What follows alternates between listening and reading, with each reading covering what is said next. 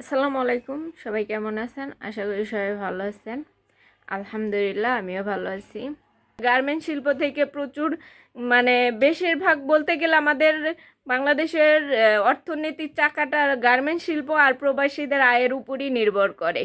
তো সেই দিক থেকে বিভিন্ন ধরনের যে ফ্যাক্টরিগুলো আছে, প্রতিষ্ঠানগুলো আছে, যেগুলা গার্মেন্ট শিল্প আছে, এগুলার দিকে মনোযোগ দিয়া প্লাস হইতেছে এদের পাশাপাশি যে সমস্ত নদী আছে, নদীগুলোকে যদি নদীর দুই পারে স্থায়ী করে বাঁধ দেওয়া যায়, এটা যদিও এখন বন্যা পরিস্থিতি হিসেবে এই কথাটা বলতে গেলে অনেক লম্বা হয়ে যাবে, তারপরেও আমি বলবো যে বাংলাদেশের অর্থনীতিতে নদীর নদীর ভূমিকা অনেক বেশি। কারণ এই নদী গর্ভে প্রচুর ক্ষতি হয়, নদী গর্ভে প্রচুর বাড়ি ঘর, জমি জমা ফসল অনেক ক্ষতি হয় প্রতি বছরই। কারণ বিগত সরকার বা কোনো সরকারই এই বিষয়ে তেমন কোনো পদক্ষেপ নেয় নাই। প্রতি বছর বছর ত্রাণ দিলেই একটা ত্রাণ দিয়ে নদী এলাকার মানুষকে শুধু সান্ত্বনা দিয়ে এখন আর কাজ হবে না। কারণ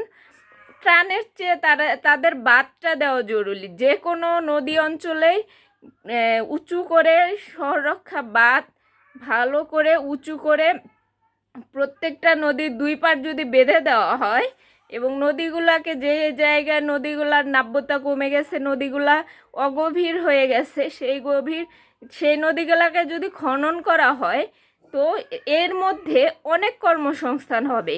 কারণ নদীগুলা যখন স্থায়ী হয়ে যাবে, নদীগুলা খনন করা হবে, নদীর মতো নদী বইবে, সেখানে মাঝিরা কাজ করতে পারবে, মাঝিরা মাছ ধরতে পারবে, মাছের পরিমাণ বাড়বে। প্লাস হইতেছে যে যারা নদী পাড়ের মানুষ আছে, তারা আবাদ বসত যা ফসল এগুলো সুষ্ঠুভাবে করতে পারবে। প্লাস হইতেছে গবাদি পশু পাখি নিয়ে নদী এলাকার মানুষগুলাকে ভাবতে হবে না যে বন্যা এলে আমি আমার পশুটাকে কি খাওয়াবো, বা এই চিন্তাতে অনেকেই পশুপালন করে না। খুব কম মানুষই পশুপালন করে। কারণ এমন এমন বন্যা হয়, বিশেষ করে উত্তরাঞ্চলে দেখবেন যে এমন বন্যা হয় যে পশুপালন করতে তারা ভয় পায়। কারণ বন্যাতে যখন পানি উঠে যায়, পানি উঠার পরে এই পশুগুলাকে খাবার দাবার দেওয়াটা অনেক কষ্টসাধ্য হয়ে যায়, যেখানে তারা নিজেরাই খেতে পারে না। বন্যা এলে এই যে ফেনী নোয়াখালীর যে অবস্থা, সবাই সেটা দেখতেছে। তো এরকমটাই সব এলাকায় সব অঞ্চলে হয়, বিশেষ করে উত্তরাঞ্চলে। তো এখানকার মানুষ যখন নদীগুলাকে বেঁধে দেওয়া হবে, তখন তারা এই জায়গাগুলোতে পশুপালন আগ্রহী হবে। আর প্লাস হইতেছে যে তারা আবাদ বসতে মনোযোগী হবে। প্লাস হইতেছে যারা শহরে চলে গেছে, গ্রামে থেকে কোনো কাজ হইতেছে না, কারণ নদী ভেঙে যায়, প্রতি বছর বছর নদী ভেঙে অনেক ক্ষতি হয়। তার চেয়ে তারা শহরে গিয়ে যে কাজটা করতেছে, যখন নদী রক্ষা বাদ দেওয়া হবে, শহর রক্ষা বাদ দেওয়া হবে এবং নদীটাকে দুপারে বেঁধে দেওয়া হবে, নদী ভাঙ্গন কম হবে, তখন এই শহরের মানুষগুলো আবার গ্রামের দিকে ছুটবে। গ্রামের দিকে যখন শহরের মানুষগুলো যাবে, তখন গ্রামটা শহরের চেয়ে উন্নত হবে, এবং শহরে যে চাপটা, এই চাপটা কমবে এবং গ্রামে গিয়ে সেই চাপটা তৈরি হবে। এবং আপনারা যে কোনো সরকার এখন আসুক, গ্রামকে যদি উন্নত না করতে পারেন, আপনারা শহর কেন্দ্রিক উন্নত করে কখনোই দেশকে আগাইতে পারবেন না। এবং অর্থনৈতিক দিক থেকেও শুধু শহরটাকে আপনারা দেখলেই হবে না, শহরের পাশাপাশি আপনাদের গ্রামটাকে নিয়ে কাজ করতে হবে বেশি। কারণ বাংলাদেশের গ্রামগঞ্জে যে ঐতিহ্য আছে, এগুলার দিকে যদি ফোকাস করেন, এগুলা অনেক শিল্প আছে যেগুলা বিদেশে রপ্তানি করা যায়। এবং যেসব শিল্প বাংলাদেশের ঐতিহ্য, অনেক শিল্প আছে, যেমন আমাদের সিরাজগঞ্জের কথাই বলি, এখানে অনেক ধরনের অনেক জিনিস তৈরি হয় যেগুলা বহির্বিশ্বে রপ্তানি করার মতো, কিন্তু সরকারিভাবে কোনো পৃষ্ঠপোষকতা না থাকার কারণে এগুলা মানুষ জানেও না, বুঝেও না যে এই জিনিসগুলা বহির্বিশ্বে কতটা ডিমান্ড আছে।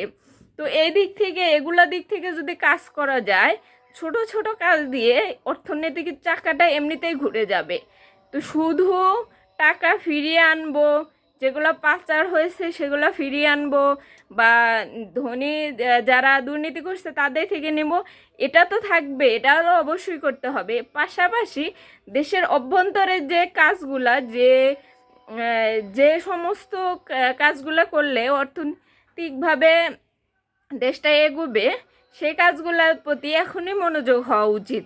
কারণ বাংলাদেশ যেভাবে অর্থনৈতিকভাবে ক্ষতি হয়েছে, এই অভ্যন্তরে যদি এই কাজগুলা যদি না করা যায়, তাইলে এতে দেশের মানুষই ক্ষতি পড়বে, বেশ ক্ষতির মুখে পড়বে।